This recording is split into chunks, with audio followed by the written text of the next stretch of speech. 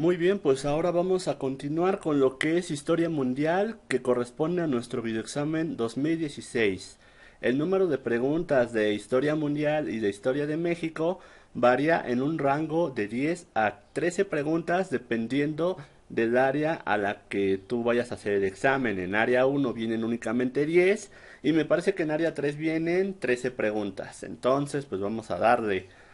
Historia mundial es una materia que en lo particular me gusta mucho porque siento que es importante saber de dónde venimos y por qué el mundo se controla de la forma que se está haciendo actualmente. Para el examen de la UNAM no te piden memorizarte fechas, sino eventos y personajes, por lo cual nosotros te sugerimos una serie de memotecnias que vamos a ver más adelante para que puedas relacionar sin problema lo que son los acontecimientos y los personajes importantes con cosas que tú fácilmente puedas recordar. Entonces vamos a darle con todo. Primera pregunta, conferencia que reúne las potencias vencedoras de la Segunda Guerra Mundial. Voy a adelantarte algo. La respuesta a esta pregunta es la conferencia de Yalta. Pero para esto pues es importante que tú conozcas los antecedentes y cómo se desarrolló la Segunda Guerra Mundial. Posteriormente voy a poner la respuesta en rojo para que tú sepas cómo se escribe y lo puedas relacionar mucho mejor. Entonces vamos a hablar un poquito sobre la Segunda Guerra Mundial. Tú conoces este sujeto, es Adolfo Hitler, es el antagonista principal de la Segunda Guerra Mundial y quien en un principio pues la inició atacando a Polonia. Nos acordamos de que Hitler formaba parte del eje de potencias que estaba encabezado por Alemania, Italia y Japón y que buscaban el nuevo orden mundial al que ya estaba establecido.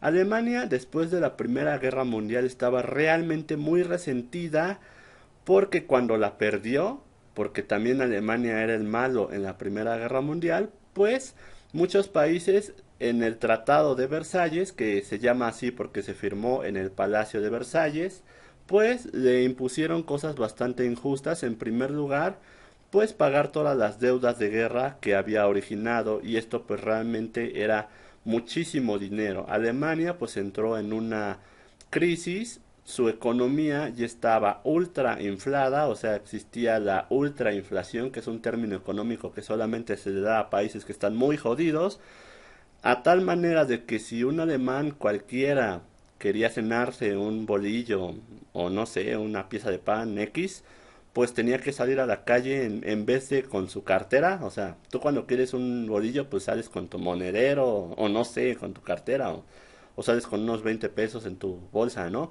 Ah, pues un alemán después de la Primera Guerra Mundial pues salía con una pinche carretilla de dinero porque una pieza de pan costaba miles de marcos alemanes. El marco alemán pues era la moneda en ese momento. Después se reemplaza por el marco imperial, pero eso ya es otra onda. Entonces, ya sabemos que pasa esta situación de una ultrainflación, de que la gente en Alemania prefería para calentar sus hogares quemar billetes que comprar leña porque era más barato quemar los billetes. O sea, imagínate que comprar pinches pedazos de madera, estaban muy cabrones. Entonces, pues un austríaco loquillo, que en este caso fue Adolfo Hitler, se aprovechó de estas situaciones para escalar políticamente en Alemania y convertirse en el Führer y posteriormente pues empezar con estas ondas de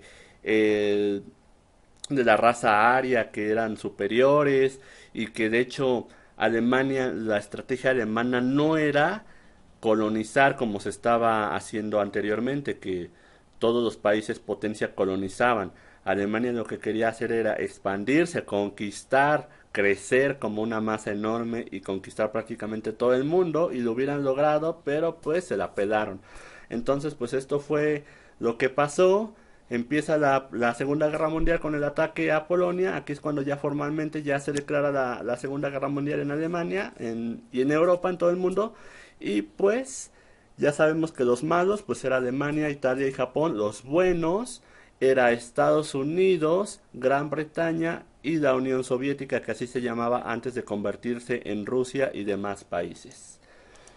Bueno, pues ya sabemos de antemano que Estados Unidos, Gran Bretaña y la Unión Soviética pues ganaron la guerra cuando la Unión Soviética se metió a invadir a Berlín y pues Hitler se dice que se suicidó en Berlín. Esa es la versión oficial. Realmente pues no nos importa mucho porque estas cosas no salen en el examen, únicamente para que tengas una visión global de lo que pasó con este austríaco loquillo, porque no, Hitler no era alemán, era austríaco. Entonces, pasa esto, Hitler es derrotado y pues en la conferencia de Yalta es cuando se reúnen estos tres personajes. Bueno, digamos, no los hemos mencionado, los vamos a mencionar en la siguiente imagen. Estados Unidos estaba representada por el presidente Roosevelt, que era Franklin D. Roosevelt.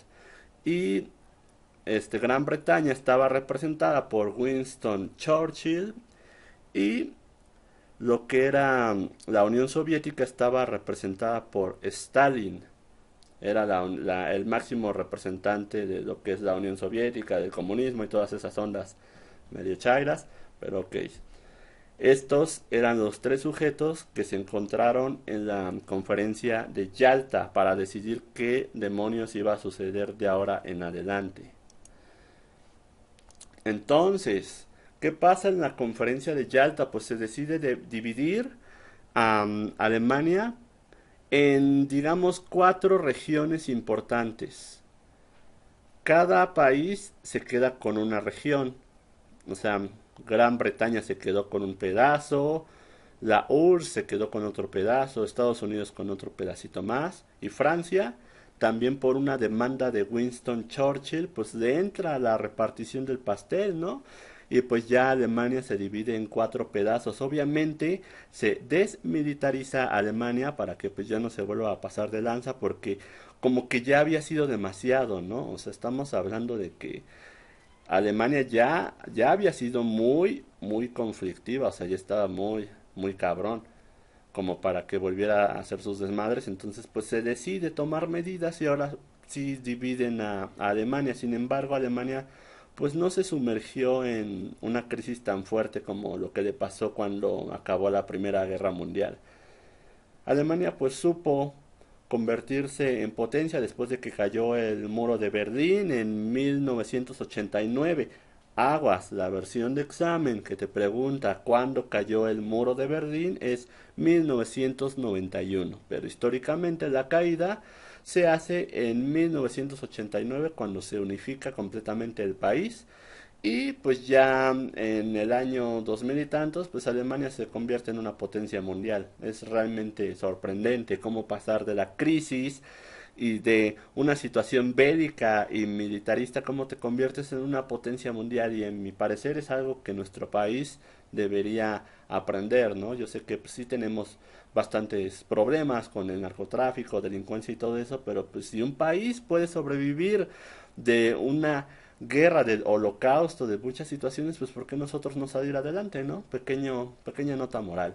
Entonces, pues la respuesta a la pregunta que dice que la conferencia que reúne las potencias vencedoras de la Segunda Guerra Mundial, la respuesta es la conferencia de Yalta, que recuerda que reunió a Churchill, a Roosevelt y a Stalin para decidir pues sí, el futuro del mundo, para decidir qué hacer con Alemania. Alemania se desmilitariza y con esto terminamos.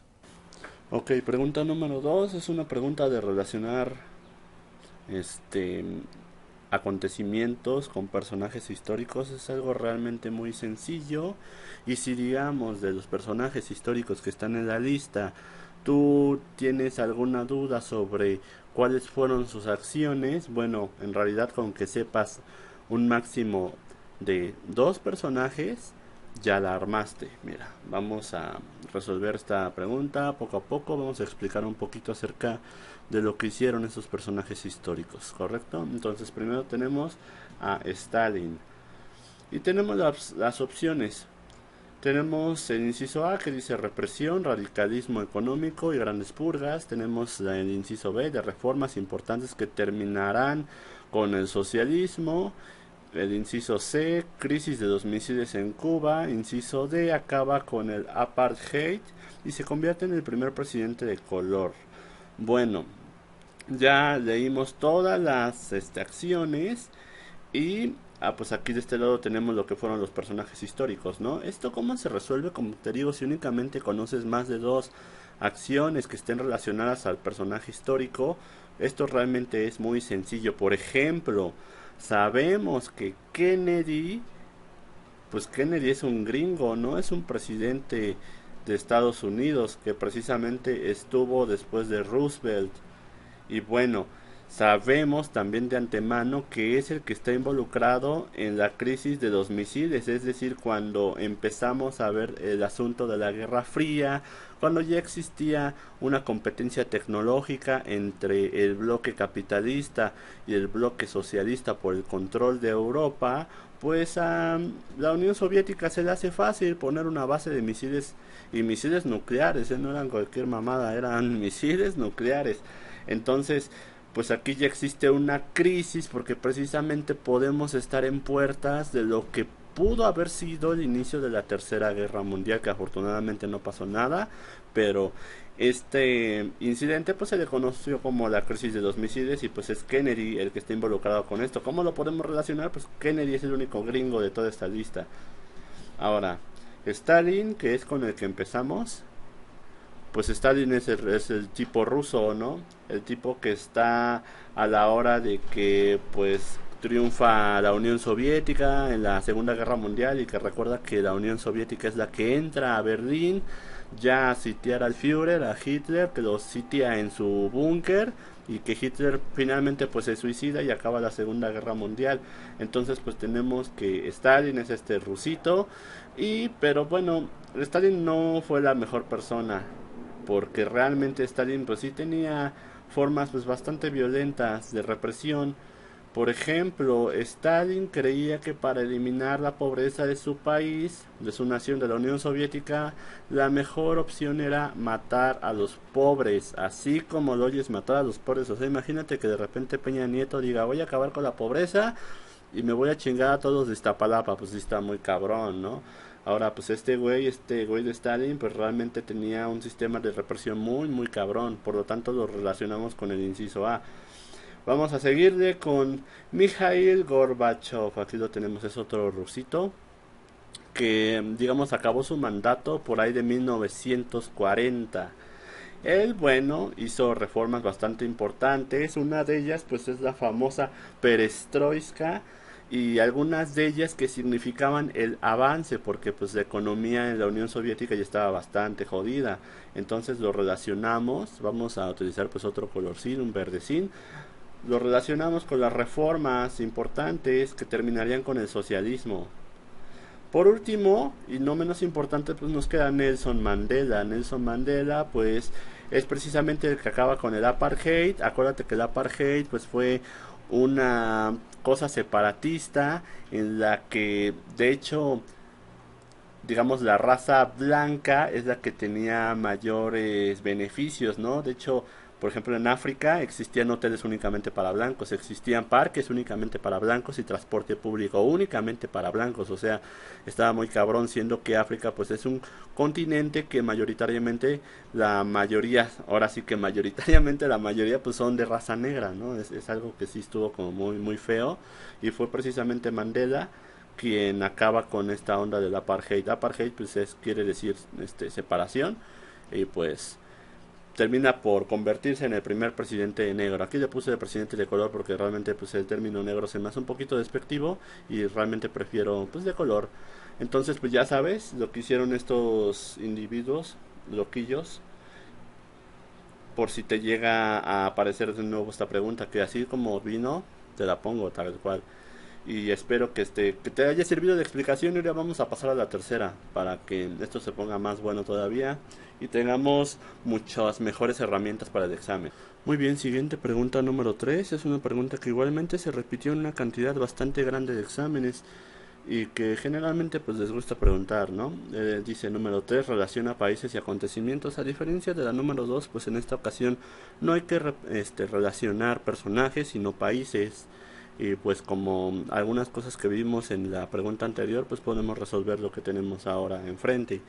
Del lado izquierdo pues tenemos lo que son los países y del lado derecho tenemos lo que son las los acontecimientos, las situaciones. Y yo, bueno, lo puse lineal para que no haya ningún inconveniente y te sea más fácil analizarlo. Entonces primero empezamos con la India. Tenemos que la India, obviamente, había un sujeto que se llamaba Mahatma Gandhi, que pues hizo algo pues muy interesante. Mahatma Gandhi pues es el precursor de lo que se refiere a la desobediencia civil, es decir, muchos movimientos sociales que tú conoces actualmente en México, como el movimiento Yo Soy 132, el de los 43 normalistas, etcétera, que son movimientos de no agresión, que son movimientos de desobediencia civil, que no es anarquismo como tal, sino que es un movimiento pues pacífico, aunque a veces no se dé las circunstancias. Pues Mahatma Gandhi es el que antecedió el primer, digamos, manifestante social que existió. Entonces pues se llevó a cabo una manifestación cero violencia en la India, que pues sí resultó pues en la independencia posteriormente del país, ¿no? Porque como recordarás pues era una colonia británica. Entonces ahora siguiente tenemos Argelia. Nosotros ya conocemos Argelia, que tuvo un periodo pues bastante duro, una independencia que duró de 1954 a 1962, es decir, exactamente 8 años, por eso lo podemos relacionar con el inciso B. Ahora, el Congo. Tenemos en el Congo con movimiento y conflicto de obreros y despojo de tierras, algo pues muy similar a lo que vamos a atender en Historia de México posteriormente, que se hace la comparativa con esta situación que vive Congo con lo que nosotros vivimos con Porfirio Díaz. Se hace una pequeña analogía, pero es lo que tú tienes que saber, que Congo pues sí enfrentó como un disturbio referente a los movimientos obreros y etcétera. Entonces ahora pasamos con Sudáfrica. Como vimos en la pregunta anterior, pues está Nelson Mandela, que tiene algunas situaciones con lo que es la segregación de las razas, está el apartheid, están situaciones discriminatorias racistas por las cuales pues todo el continente sufre, en especial la raza negra pues sufre un nivel de discriminación pues bastante inaceptable, ¿no? Por eso Sudáfrica lo relacionamos con el inciso D. Y esto sería todo por esta pregunta número 3. Vamos a pasar a la siguiente, que es la número 4. Ok, siguiente pregunta número 4. Documento que plantea la desmilitarización de Alemania. Bueno, nosotros pues ya vimos la primera pregunta de lo que es este videoexamen 2016, que precisamente estamos hablando de lo que fue la conferencia en la que se reunieron las potencias mundiales que ganaron la Segunda Guerra Mundial. Ahí ya hablamos de las causas de la Segunda Guerra Mundial y obviamente pues tratamos este tema del documento que plantea la desmilitarización alemana. Obviamente estamos hablando de la Primera Guerra Mundial. Este documento, como tú sabrás, se llama el Tratado de Versalles. Aquí te lo pongo, es una pequeña imagen. Entonces, bueno, el Tratado de Versalles lo que indica es la total desmilitarización de Alemania, y con esto tenemos la caída del Segundo Reich de Alemania, y esto se dio en el año 1919, en el cual, bueno, Alemania pierde la Primera Guerra Mundial y precisamente entra en la superinflación que tratamos en la pregunta número 1. Si gustas puedes regresar para saber cómo está más o menos el panorama mundial en esos tiempos de 1919, y la respuesta es Tratado de Versalles. Ahora pues vamos a pasar a lo siguiente. Muy bien, siguiente pregunta número 5. Menciona un país desarrollado en Europa. Y quiero que recuerdes acerca de los asuntos que estábamos tratando en la primera pregunta, que hablaba sobre la conferencia de Yalta, es decir, una conferencia en la que se reunieron las superpotencias que derrotaron a Hitler en la Segunda Guerra Mundial, que como recordarás es Estados Unidos, Gran Bretaña y la Unión Soviética, lideradas por, ya sabes, por Roosevelt, por Winston Churchill y por Stalin respectivamente. Entonces, recuerda que la conferencia de Yalta pues constaba de 5 puntos, y uno de esos puntos pues era la división de Alemania y la desmilitarización obviamente de este país, que primero la partieron en cuatro, luego sucedió del muro de Berlín, que únicamente separaba a Alemania en dos pedazos, luego este muro de Berlín cae en 1989, pero el punto es que estamos tratando con Alemania, y también vimos que Alemania pues sí la pasó realmente muy mal, es decir, estuvo involucrada y fue protagonista, más bien antagonista de lo que fue la Segunda Guerra mundial, y esto fue precisamente por lo que pasó con el Tratado de Versalles, que se le impuso a Alemania pagar todos los costos de guerra que había ocasionado por también ser el antagonista de la Primera Guerra Mundial. Entonces Alemania realmente la pasó muy mal, es decir, el marco alemán en la Primera Guerra Mundial estaba muy devaluado. Como recordarás, pues aquí tenemos la imagen de cómo se dividió Alemania, más bien cómo se tenía que dividir en algún momento Alemania, porque pues realmente los países no cumplieron del todo con los pactos de la conferencia de Yalta, y por eso hubo un problema con la Unión Soviética, y esto precisamente desencadenó que hubiera asuntos como la Guerra Fría y todo eso. Pero bueno, eso lo vamos a tratar un poquito más adelante si las preguntas nos lo permiten. Entonces bueno, aquí ya tienes la separación que se estaba planeada para Alemania en la conferencia de Yalta, y en esta otra imagen ya tienes a una nación alemana que se unió a la zona euro. Te quiero comentar que la zona euro pues son todos los países de la Unión Europea que comparten la moneda, que en este caso pues es el euro, ¿no? Cuando un país europeo maneja el euro, quiere decir que es una potencia o una superpotencia. Si tú lo sabes o bueno, no lo sabes, Francia, otro país poderoso como por ejemplo Inglaterra, inclusive España, pues cambiaron sus monedas. Por ejemplo, Francia pues cambió el franco y lo cambió por el euro, y así otras naciones lo cambiaron para unificar este poder económico que tenían en común todos estos países de la famosa zona euro, así se llama. Entonces Alemania pues cambia el marco imperial por el euro, y así se denota el poderío y el desarrollo que tiene este país, porque realmente después de la caída del muro de Berlín en 1989, pues Alemania le echó bastantes ganas, hizo una industria muy fuerte. De hecho actualmente tiene una industria en armamento bastante interesante, igualmente una industria automotriz bastante grande. O sea, lo podemos constatar con empresas como Volkswagen, que realmente pues es una empresa a nivel mundial, ¿no? En lo que refiere a automotor. Entonces, pues, la respuesta de la número 5 menciona un país desarrollado en Europa. Ya sabemos que hay muchos, pero en especial la respuesta en esta pregunta es Alemania. Entonces, ahora vamos a pasar con lo siguiente.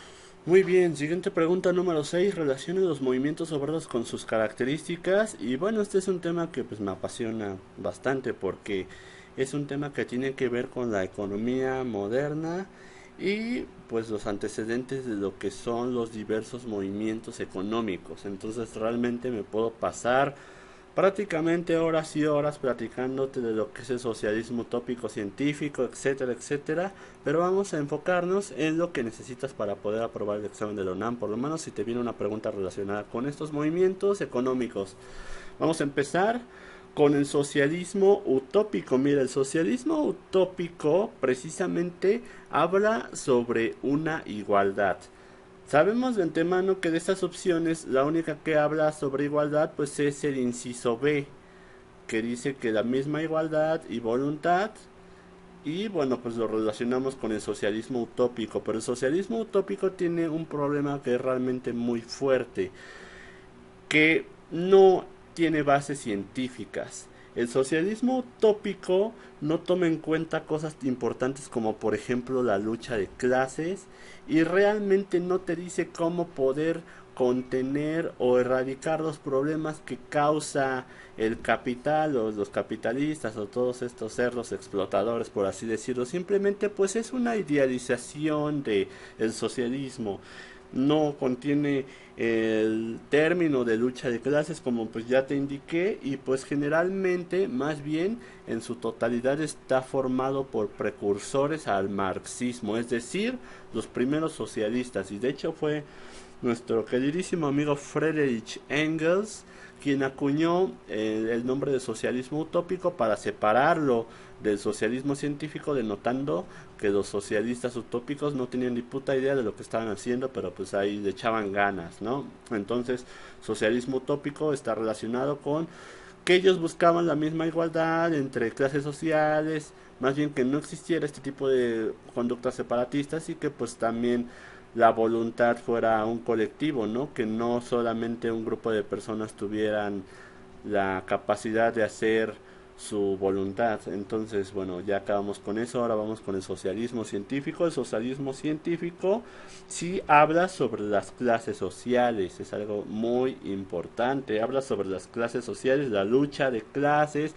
de los pobres contra los ricos, del proletariado, etcétera, y pues está pues creada, acuñada por Friedrich Engels, y como colaboradores principales pues está Marx. Y igualmente Engels pues es de las personas que pusieron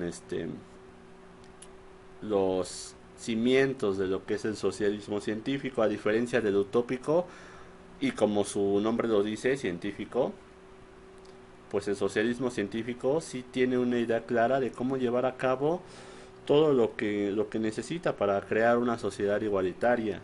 Y bueno, como te comento, está en contra de las clases sociales y precisamente busca la libertad, este, busca la libertad para todas las clases sociales, desde obreros e inclusive hasta los mismos capitalistas. Entonces, la respuesta 2 está relacionada contra el mal funcionamiento del capitalismo, ya que como te indico, el socialismo sí tenía bases científicas para poder contrarrestar los problemas que causaban los burgueses, ¿no? En este caso. Anarquismo pues es realmente mucho más fácil. No sé si tú hayas oído la definición de anarquista, de que ay, ese güey es un anarquista, o los güeyes que pintan en las calles o todo eso, que se consideran anarquistas, en mi parecer son unos pendejos, pero el anarquismo quiere decir la libertad total sin ningún tipo de autoridad, es decir, el autogobierno. Yo hago lo que me da mi chingada gana, soy un anarquista, eso es el anarquismo. No tengo gobierno, nadie me controla, soy un pinche rebelde, sin embargo, tampoco no le hago daño a los demás. No no me meto con la libertad ni la propiedad de los demás, pero nadie me manda y me vale madre todo. Esto es lo que significa el anarquismo. Entonces así se relacionan estas columnas. Pequeño repaso: socialismo utópico. Recuerda que el socialismo utópico es algo que no toma en cuenta la lucha de clases, es algo más idealizado que no se puede hacer realidad y que lo conforman muchos pre-socialistas. El socialismo científico sí tiene un método científico, sí contempla la onda de la lucha de clases, y pues bueno, principales colaboradores, principales representantes más bien, pues es Karl Marx y Friedrich Engels. Anarquismo, hago lo que me da mi chingada gana. Con eso terminamos. Ok, siguiente pregunta número 8. Organismo económico que apoya a los países socialistas. Esta es de las fáciles. Para poder entender esta pregunta, pues vamos a hablar un poquito acerca de lo que fueron los organismos de los dos bloques que surgieron cuando estalló lo que se le conoce como la Guerra Fría. Antecedentes, hablamos un poquito de antecedentes. ¿Recuerdas que cuando se ganó la Segunda Guerra Mundial se hizo la conferencia de Yalta, y que ahí se decidieron 5 puntos importantes, entre los cuales estaba dividir a Alemania en cuatro? Bueno, pues algunas de estas cosas que se hablaron en la conferencia de Yalta pues no fueron cumplidas por algunos países, lo que ocasionó pues una rivalidad bastante fuerte entre la URSS, la Unión Soviética, y Estados Unidos. La Unión Soviética, bueno, quería imponer el socialismo como el único sistema económico en toda Europa, pero pues a Estados Unidos no le convenía. ¿Por qué? Porque si Rusia, más bien no Rusia, porque Rusia, recuerda que se hace cuando cae el Estado socialista de la Unión Soviética. La Unión Soviética lo que quería era establecer el socialismo y cortar toda relación comercial con Estados Unidos. Obviamente a Estados Unidos no le conviene esto, y por eso se mete en la Unión Europea, para intentar darle como presencia al capitalismo, y pues obviamente se hace aliado de sus amiguitos de la Segunda Guerra Mundial, que es Francia e Inglaterra, que también son países capitalistas, y pues aquí se empieza el desmadrito, ¿no? Por ver si el capitalismo o el socialismo iban a triunfar en Europa. Te adelanto, el capitalismo triunfó, como lo podemos vivir en nuestros tiempos y como es bastante evidente. Ahí está la introducción. La trato de hacer lo más breve posible, pero realmente creo que todo esto que te estoy comentando es muy importante que tú lo sepas, porque mucho de lo que te acabo de decir son preguntas de examen. Entonces, pues, Ahí te va el dato, o sea, no pretendo como aburrirte con tanta historia, pero es importante, estoy realmente sintetizando lo más importante. Vamos al grano, pues. Entonces, tenemos que los capitalistas para tener presencia en en la Unión Europea, pues utilizan estos tres elementos, que el primero es la doctrina Truman, que es una ideología, la ideología del capitalismo. Luego es el plan Marshall, que el plan Marshall es un plan económico para rescatar a los países europeos con políticas capitalistas, es decir, con préstamos, con un montón de créditos y ondas así de ese estilo. La OTAN pues es el brazo armado del capitalismo, es como un ejército que sirve a los países plenamente capitalistas. Ya lo tenemos, doctrina Truman, ideología, plan Marshall, plan económico, OTAN, estrategia militar. Ahí está, el bloque de los capitalistas. Ahora vamos con los socialistas. Cominform, pues su traducción vendría siendo oficinas de información, algo así. Es, es el, digamos, el antagonista o digamos el antónimo de lo que vendría siendo la doctrina Truman, pero en versión socialista. La Comecon es la estrategia económica para salvar a los países que estaban dentro de la Unión de Países Socialistas y el Pacto de Varsovia. Aquí hay es que esta cosa estorba un poquito.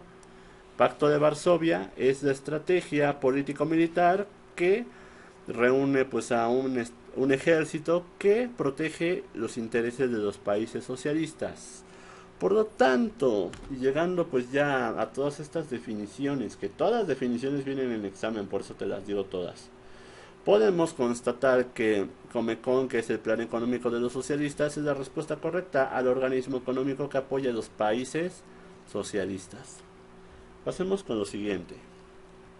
Ok, siguiente pregunta número 9. Elementos predominantes de la segunda revolución industrial. ¿Qué son las cosas importantes que tú debes saber acerca de la revolución industrial? Bueno, en primer lugar, que la revolución industrial se inicia a mediados del siglo XIX, precisamente en los años 1850 y 1970. Se le conoce como la segunda fase de la revolución industrial. Existe un avance bastante significativo en la industria química. Se inventa lo que es el avión, la locomotora a vapor y los buques de acero que se movían gracias a la fuerza del petróleo. Obviamente, como estamos hablando de que ya hay un avance en la industria química, ya estamos hablando de que tenemos vehículos que funcionan con petróleo o con ese tipo de combustible, y que también, como el petróleo es un antecedente de la electricidad, podemos suponer que también ya contamos con electricidad. Por lo tanto, nosotros podemos asumir que los elementos predominantes en lo que fue la segunda revolución industrial, sin lugar a dudas, y según el examen, es el petróleo y la electricidad. Muy bien, siguiente pregunta número 10. La ilustración está en contra de él. Bueno, te adelanto que la respuesta es absolutismo. Te la voy a remarcar en rojo también. Pero ¿por qué? Hay que conocer un poquito de la ilustración, ¿no crees? Antes de llegar a esta aseveración, porque el objetivo del videoexamen UNAM, como lo dije, no es que te aprendas preguntas como perico, no es un simple banco de preguntas, es una serie de preguntas que se les da explicación detallada. Y bueno, vamos a explicar lo que es ilustración. Entonces, bueno, la ilustración tenemos que pues es una de las etapas más brillantes de lo que conlleva la historia de la humanidad. Es algo bastante atractivo y sugerente de la historia de la filosofía. Tenemos que comienza alrededor del siglo XVII y va desde Inglaterra, Alemania, y culmina en los acontecimientos de la Revolución de 1789 en Francia. Entonces, bueno, los antecedentes de este pensamiento ilustrado, de la ilustración, bueno, se sitúan en Inglaterra en el ámbito científico, como por ejemplo con Isaac Newton; en la filosofía con aportaciones de los empiristas; y en el ámbito social y económico con los sucesos revolucionarios que culminaron en un sistema liberal. Entonces, bueno, la Ilustración está en contra del absolutismo porque siempre se creyó en un momento que la monarquía debía establecer los líderes de una nación, es decir, el clásico líder de una monarquía que dice, oh, Dios me escogió porque soy el más grande o porque tiene lazos sanguíneos con la realeza, ¿no? Y que generalmente pues el poder se pasaba de padre a hijo en una línea interminable de sucesiones sanguíneas, aunque los gobernantes resultaran ser completamente ineptos, como lo fue el hijo de Luis XVI en su tiempo, ¿no? Entonces, pues se creía el absolutismo, pues creía en todas estas situaciones monárquicas, todas estas situaciones que pues favorecían realmente a pocos que formaban parte de una clase social pues alta, ¿no? Porque aquí pues sí había bastante distinción de clases sociales. Y bueno, es lo que tiene el ser humano, que a veces pues únicamente por su ambición o por su individualismo pues hace a un lado a los demás y se concentra en sí mismo y en su pequeño círculo. Entonces, bueno, la Ilustración trajo la ciencia consigo, empezó a cuestionar que por qué los reyes eran reyes, que quién los había puesto ahí, que si de verdad ellos estaban aptos para gobernar. Y bueno, aquí ya surgen bastantes situaciones, incluso bélicas, ya existen revoluciones burguesas que tienen que ver con la Ilustración y tienen como su antecedente a la Ilustración y bueno, pues la cosa se pone un poquito fea. Entonces tenemos que la Ilustración está en contra de el absolutismo. Con esto acabamos el tema de historia mundial, historia universal. Espero que pues te haya gustado. Si no entendiste algo, igual puedes enviarnos un mensaje. Recuerda que los exámenes empiezan, bueno, de este año 2016, el 28 de mayo. Te tienes que registrar el 9 de abril para poder realizar estos exámenes. Y pues espero que todo el material con el que cuentas actualmente de Pasa tu examen UNAM pues te haya resultado bastante útil.